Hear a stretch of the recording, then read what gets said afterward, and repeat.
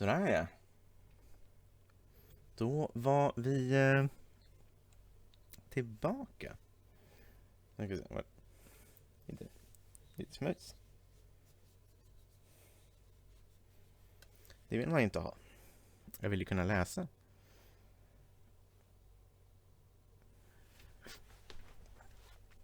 Sådär. Hallå ni. Lite katthår och grejer i vägen. Och ja. Jag har inte så mycket mer att tillägga. Det är bara kapitel 2.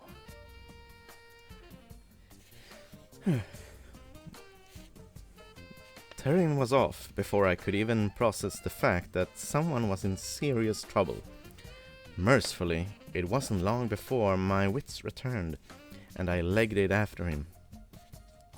I thought at first the screaming was coming from the demon tent, but quickly realized that the noise came from beyond it, toward the big open field that served as a parking area. 2 other people were running in the same direction. A big, blonde man who seemed to be made of muscles and a small, elderly woman with black and white hair. I passed by the latter, but the blonde dude was well ahead of me. As I raced around the tent and hit the open area, I stumbled and would have fallen if the elderly woman hadn't caught my arm before I fell. Ahead of us, lit by a small portable light, were four rows of cars. Terrin stood in front of the first row, facing a tall, thin man who seemed to be wielding some sort of sword. He's gotta listen. Oh, jeez. Fanfic fights. A woman lay prone on the ground between Terrin and the man.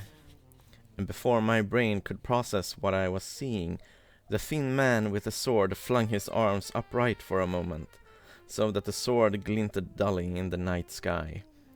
With a terrible flash, he brought it down right on Terrin's shoulder, slashing downward through him, almost completely severing his arm.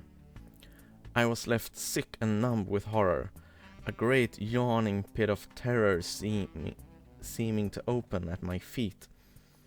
I tottered on the edge of it, trying desperately not to faint. The mangled Terrin fell almost on top of the woman. The blonde man ahead of me leaped on the Terran killing man. And for a second I saw something silver flash between them. Then the sword man was gone. There 1 second, and gone the next, leaving only a thick curl of black oily smoke that hung heavily in the air before slowly dissipating. I stopped dead where I stood, trying desperately to make some sense of what happened. My brain shrieking that I had to do something to help Terrin.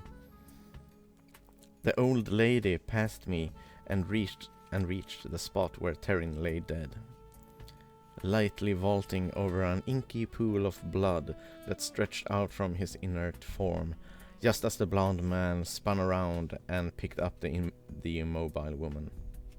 I dropped to my knees, my legs suddenly unable to hold my weight, and watched with disbelieving eyes as the man staggered back toward me, carrying the woman, while the old lady trotted beside him, talking rapidly in a heavily accented voice. "Take her to my trailer, Kurt. She isn't harmed, just stunned, although it was foolish of her to try to deal with the demon on her own. It's not as if she's a guardian." Really? We got in the guardian territory. Amazing. Neither of them spared me so much as a glance as they passed by. I stared after them for a second, before turning back to look at where the dead and mangled body of my almost boyfriend lay. "Hey!" I tried to yell, but the word came out as scratchy whisper. I cleared my throat and tried again. "Hey, you can't just leave him. He needs help." By now the couple was almost back to the center of the fair and evidently didn't hear me, or didn't care, because they kept walking.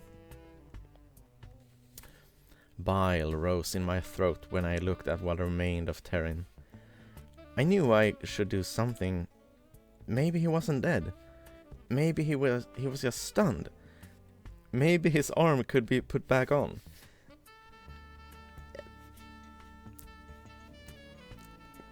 Maybe? In Legoland? Ja, hon får väl vara chockad, I guess.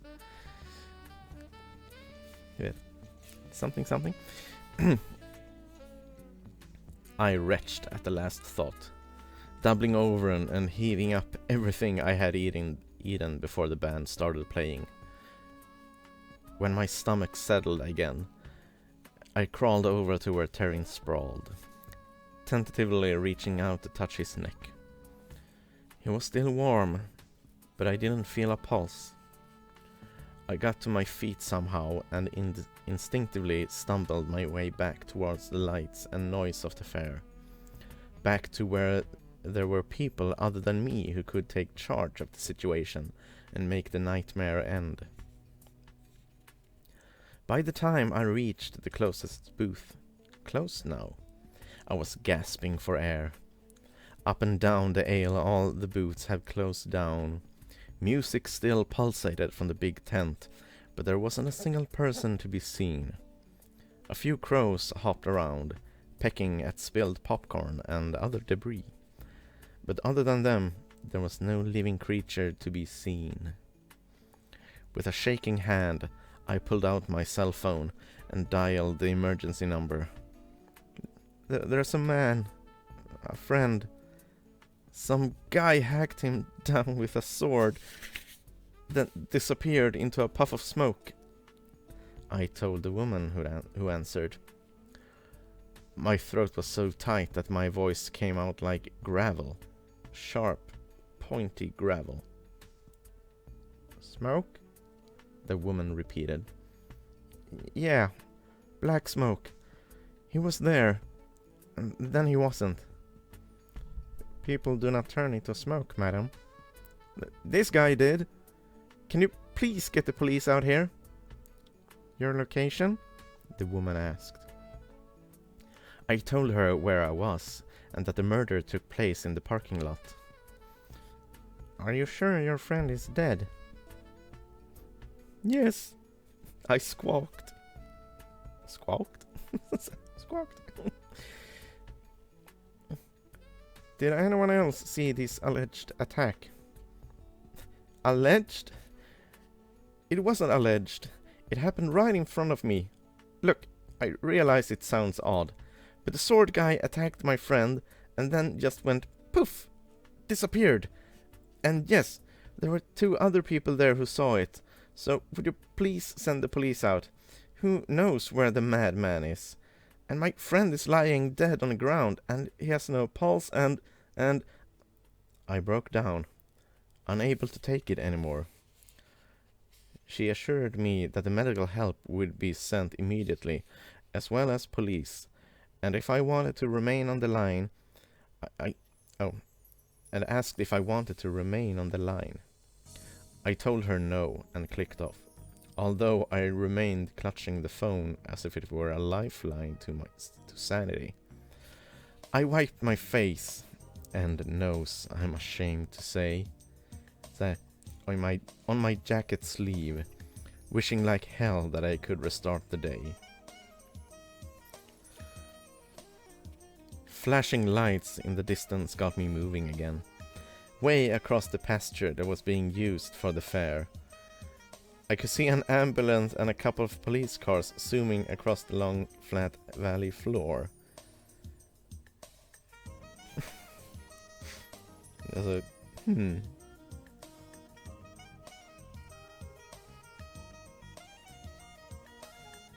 försöker hitta någonting här som ger en hint om hur lång tid det här tog.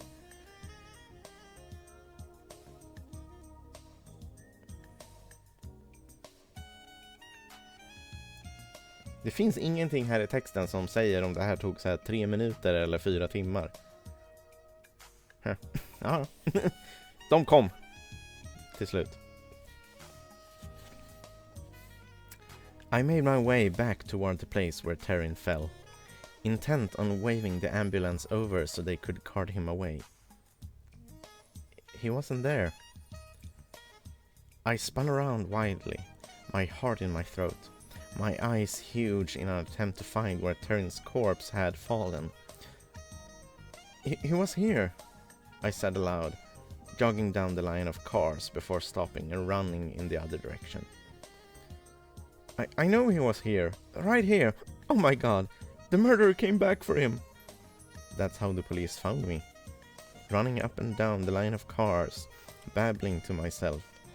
I clutched at the nearest cop and dragged him over to the spot where the ground was still stained with Terrin's blood.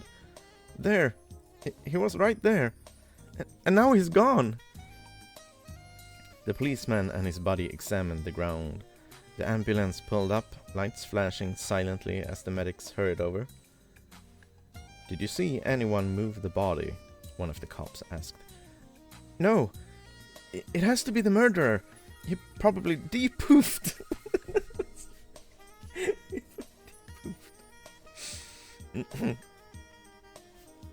He probably de-poofed and hacked poor Terrin to bits and went off with Terrin, chunks stuffed into a bag! Wow, there's a... So...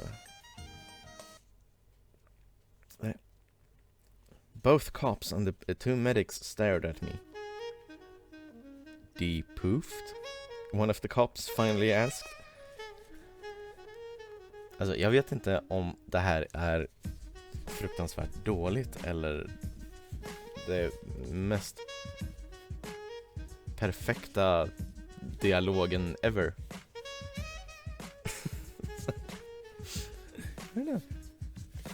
Med rätt skådisar. De kanske kan fixa det alltså. He turned into black smoke as he struck down Terrin, I said, wringing my hands.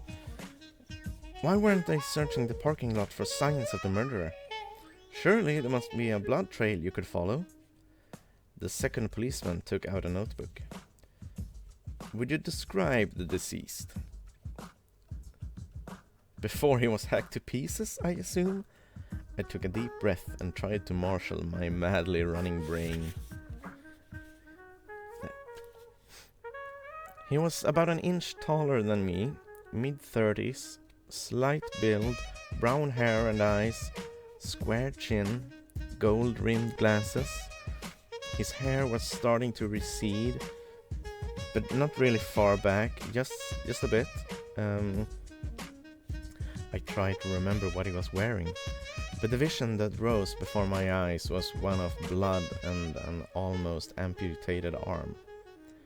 He had on a pale blue checked shirt, blue sports coat, jeans, and black shoes. The cop was writing down the description. Did he have any tattoos or scars? Was he wearing any jewelry that stood out? No, none of those. I suddenly remembered the ring that I'd been holding when Terrin was murdered. My hand went to my pants pocket, where I'd evidently absently stuffed it. At least that was safe, although now it was too late to give it back to him. He looked like exactly what he was. A nice guy. För nice guys har man ju inte... Det betyder inte riktigt vad det brukade göra. I'm just saying. Something like that, gentleman? The first cop asked, nodding over my shoulder. I turned to look and felt the world come to a grinding halt. At least my world did. For standing next to the nearest booth, deep in conversation with the blonde man who'd hauled off the unconscious woman, was Terran. I took a step toward him, wondering if the world had suddenly gone insane. He didn't look the least bit like he was favoring his arm, the one that had almost been severed, let alone like he'd been attacked at all. That's him, I heard myself saying. Him? That man there is the victim? The cop asked. I took another step toward Terry. Yes, that's him. Only... he's not dead now. He was dead. He had no pulse, and his arm was almost off. But he's not... Terrin looked over at that moment and saw me. He smiled and lifted his hand in greeting until he saw the cops and ambulance behind me. His smile faded as my legs suddenly recovered from the shock and marched me toward him. You're alive, I told him, well aware that the cops and ambulance dudes were right behind me. Yes, I am. He looked slightly confused. Should I not be? You were killed just a few minutes ago by that tall, thin man with the sword. I poked him on the shoulder that had been severed. It felt solid as all get out. Terrin blinked at me for a moment, then shot a smile over my shoulder. Good evening, officers. Is there some problem? This lady claims that you were assaulted earlier. Gravely assaulted. He was, I protested. He was dead. Clearly not, the first cop said, giving me an odd look. I know what I saw. I turned to the blonde man to whom Terrin had been speaking. You were there too. You saw what happened. Tell them that the sword guy killed Terrin and then disappeared in a puff of smoke. Blondie pursed his lips for a moment, then shook his head and said something in German. One of the cops asked him a question in the same language, and Blondie answered in Swedish. I saw no one dead. One of my colleagues was feeling unwell, and I escorted her back to her trailer. That is all. You're lying! I admit that I was so close to shouting at this point, but I was righteously enraged. I pointed at both Blondie and Terrin. They're both lying! I saw what I saw! Cop number 2 consulted his notebook, while cop number 1 stopped the ambulance guys from leaving. You said that you saw this gentleman here get struck down, his arm almost severed completely from his body, and his body lying in a pool of blood. You also state that his attacker disappeared into a cloud of black smoke. The emphasis was impossible to miss. Nonetheless, I ignored it. I marched over to the spot where Terrin had fallen and gestured to the stain on the grass. Look, right there. See that? It's blood. His blood. From where he was killed. I'm not dead, Effie, Terrin said gently. He peered over my shoulder at the ground. That looks as if someone spilled some fruit punch.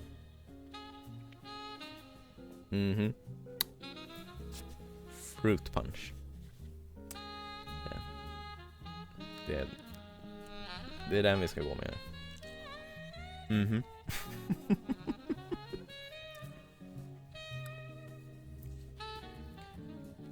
Look, I don't know what's going on, I told the cops, who was now muttering in an undertone to his partner.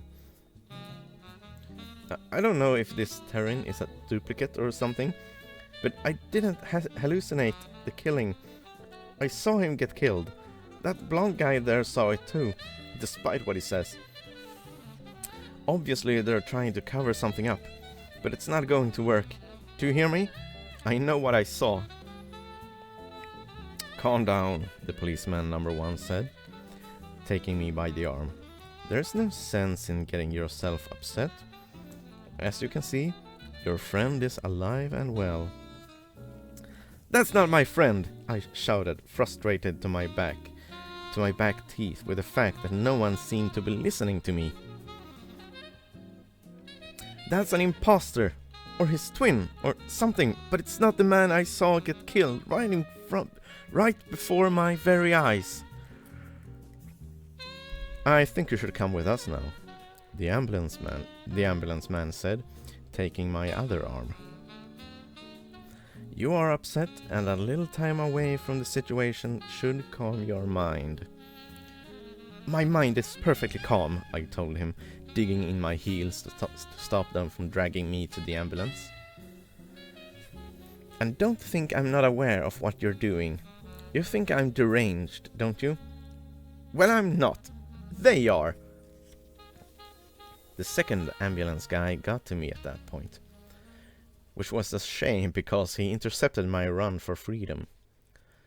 I won't go over the next few hours because they were tedious and frustrating beyond belief.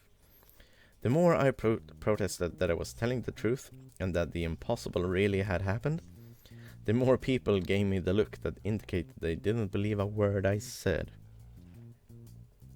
The people at the hospital where I'd been taken were all very nice, but none of them listened at all, and they certainly didn't believe me. They shot me up with something that made my brain feel like it was full of molasses and put me to bed in a room with bars on the windows. The following morning, my sister B and brother Rowan showed up. I explained to them what happened and requested release. I'm sorry, Effie, but the doctor says you've had a mental breakdown, B told me. He said it wouldn't be good for you to be out on your own just now. Rowan smacked her on the arm. You weren't supposed to tell her that! Breakdown? I sat on the edge of the bed, wearing only my underwear and those loose hospital gowns, wanting nothing more than to go home and curl up in my own bed. I haven't had a breakdown. I saw a murder conspiracy. An impossible one, yes, but I know what I saw. What you said happened was impossible, B said, with a shake of her head. You couldn't have seen it. You must have imagined it. Did you have anything to eat before the event? Perhaps your date drugged you. Drugged me? I gave her a look that dealt with such a ridiculous idea. Of course I wasn't drugged. No, I did not eat or drink anything in Terran's company. So you can scratch that off your list of possibilities and just accept what I'm telling you. That you saw a man disappear into smoke. Rowan looked doubtful. Effie, that just doesn't happen. Just get me out of here, and I'll make you understand. I begged. I'll take you to Goth Fair, and you can see the place for yourself. Not that there's probably much to see, but if you were to stand where I was standing, then you'd see that I couldn't mistake what was happening right in front of me. They slid each other a glance, and to my horror, B shook her head.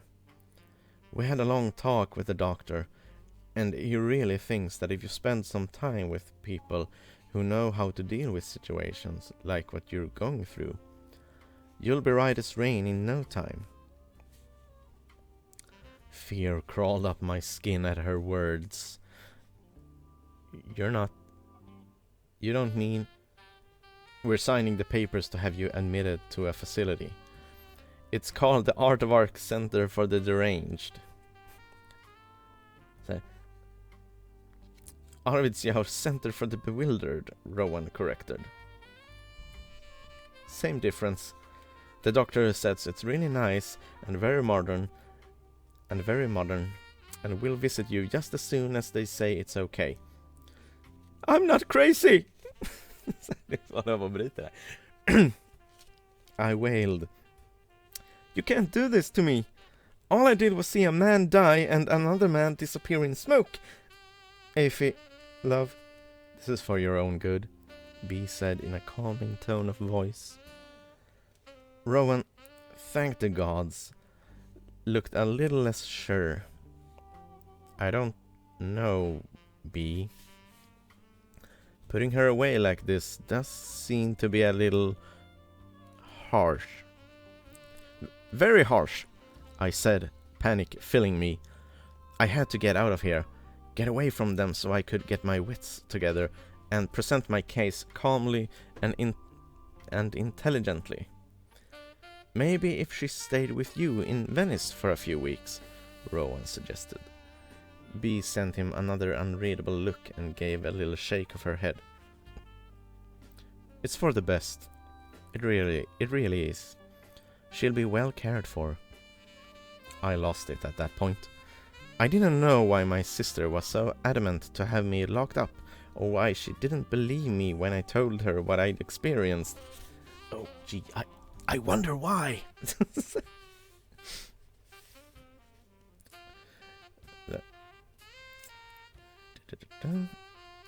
But I wasn't going to argue with her anymore.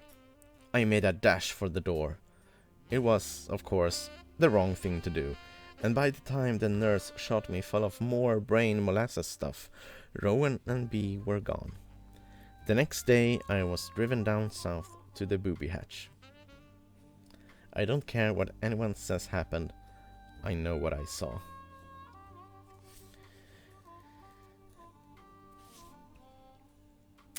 Ja, så vitt jag vet så, precis som du har skrivit notiser här nere, så psykvården i Sverige är ju inte jättelätt att få hjälp från. Verkar gå väldigt smidigt här.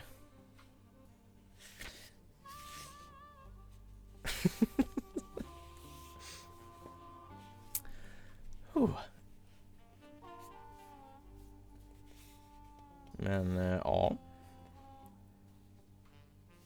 Nu har vi kommit till kapitel 3 och det här tär. Alltså det är ändå bara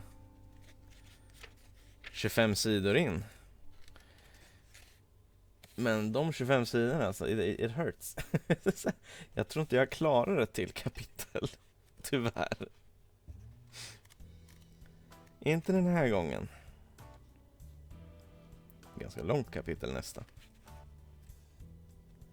Så jag blir tvungen att stanna här. Men jag vill säga att det här är faktiskt rätt roligt. Så ja. Det här kan vi ju säkert fortsätta med någon annan gång. Men vi får stanna för den här gången helt enkelt. Men jag hoppas ni har haft roligt.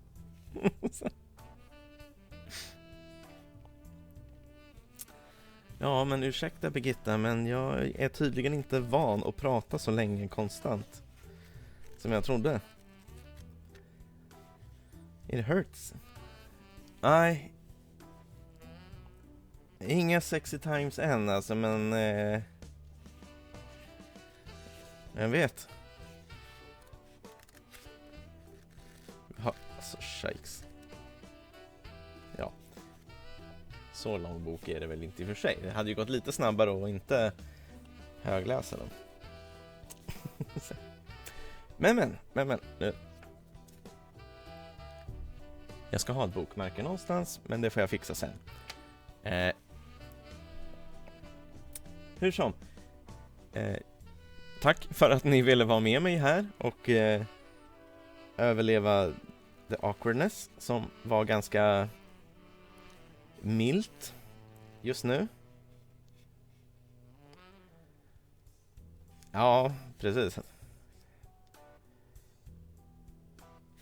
Precis, i en bra bok då hade det varit sexy times innan sida 25 alltså. Men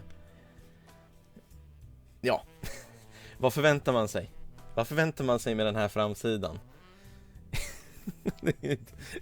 Så jag förväntar mig inte ett mästerverk. Men. Vi gör ett till försök vid ett senare tillfälle.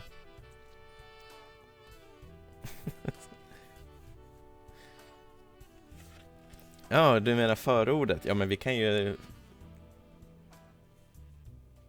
Vi kan ju ta förordet här bara för sakens skull. För att få lite mer smak, om vi säger.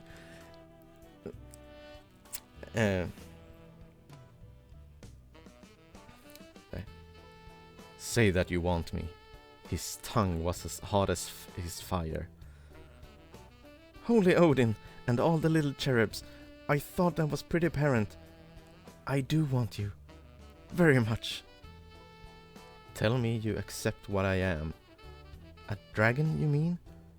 I wiggled my hips against him, dragging my nails gently up his sides and back. Yes, I totally accept that you're really a dragon in a super hot man package.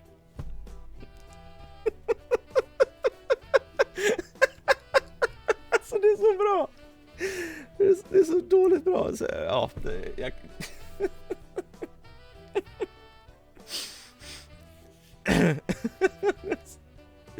Ja. Nej, det där... Någon gång kommer vi till det. Någon gång. Men nu behöver jag vila rösten. Så att... Finemang. Jag hoppas att ni följer med nästa gång. Och vi kan väl se om några fler är sugna att vara med härnäst. Eller om man får börja låna ut boken till folk. Men inte förrän vi är klara. Och ja, försök nu inte ner. Försök inte, alltså seriöst. Jag bara känner halsen. Så nej, det är inte en eufemism för någonting. Jag lovar. Hur som. Ha det bra. Så försöker vi väl fortsätta relativt snart.